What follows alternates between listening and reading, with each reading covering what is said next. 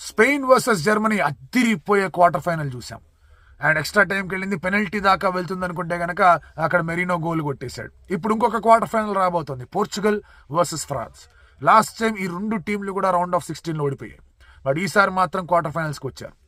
Cillian Mbappé penalty ద్వారా ఒక goal వచ్చింది, బట్ మిగతా 2 గోల్స్ ఫ్రాన్స్కి వచ్చినవి వర్ ఓన్ గోల్స్. అండ్ ఇటువంటి పరిస్థితుల్లో పోర్చుగల్ గురించి మాట్లాడితే గోల్స్ ఎక్కువ వచ్చాయి, కానీ క్రిస్టియానో రొనాల్డో ఒక పెనల్టీని మిస్ చేసుకున్నాడు. స్లోవేనియాకి అగేన్స్ట్ గా చాలా కష్టపడ్డారు, పెనల్టీ మిస్ చేసుకున్నందుకు కన్నీటి పర్యంతం అయ్యాడు. ఆ తర్వాత మళ్ళీ పెనల్టీ షూట్అవుట్ లో పోర్చుగల్ గెలిచింది. డియాగో కోస్తా టక్క టక్క టక్క టక్క సేవులు చేశాడు. వీళ్ళిద్దరి మధ్య హిస్టరీ గట్టిగానే ఉంది. 2016లో యూరో ఫైనల్స్ వీళ్ళిద్దరి మధ్య జరిగాయి. అక్కడ 1-0 ఎక్స్ట్రా టైంకి వెళ్ళి పోర్చుగల్ విజయం సాధించింది. వీళ్ళిద్దరిలో విజేతలు ఎవరైతే ఉంటారో వాళ్ళు స్పెయిన్తో ఆడబోతున్నారు. రొనాల్డోనా, ఎంబాపేనా, పెప్పేనా, లేదంటే కనుక తురం లాంటి వాళ్ళ, ఎట్లా ఉండబోతుంది ఈ మ్యాచ్ అని చాలా ఇంట్రెస్టింగ్ గా ఉంటుంది. సోనీ స్పోర్ట్స్ ఛానల్ 4 ట్యూన్ అవ్వండి, అక్కడ కలుసు.